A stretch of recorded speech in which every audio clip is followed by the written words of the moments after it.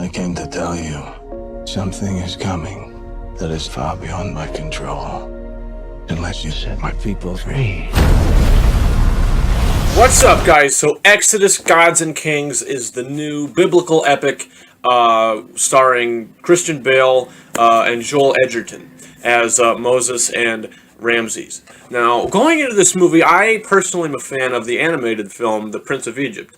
I remember watching it as a kid, and so going into this movie, you know, I was excited for it. You know, I'm a fan of Christian Bale as an actor.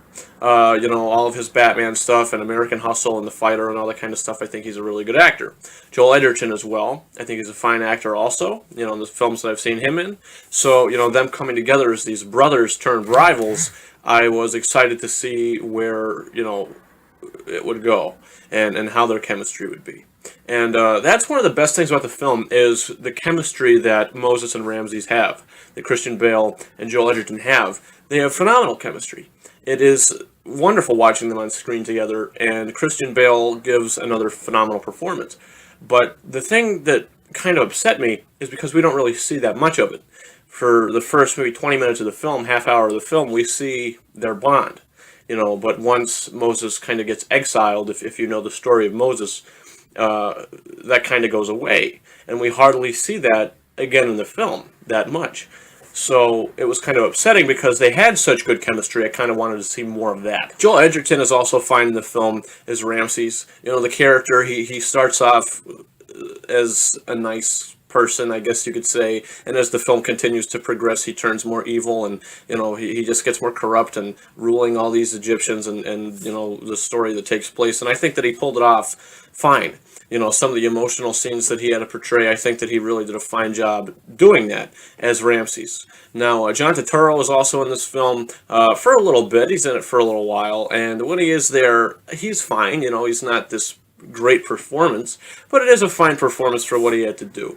You know, all the acting, I think, was fine, but the strongest performance for me was Christian Bale as Moses. I think he did a phenomenal job in the role. Ridley Scott directed this film, and I think that this is a wonderfully directed movie. From beginning to end, I was invested in the story. Now, I'm not saying it didn't slow down. It slowed down for bits and pieces. I think the film definitely could have been cut a little bit, but it was definitely slow in some parts, and you realize that. I was definitely invested in the story and waiting for the next scene to happen, what was going to happen next, and, you know, you definitely get that payoff at the end of the film, in my opinion.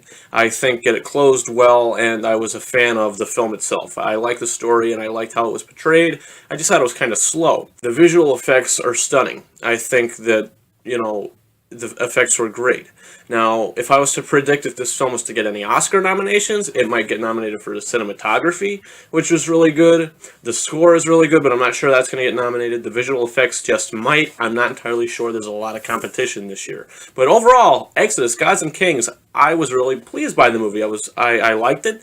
And, you know, I say, you know, if you guys are into this kind of thing, go out and see it. It's not a bad film. And I'm going to give it a 4 out of 5 stars. I enjoyed it.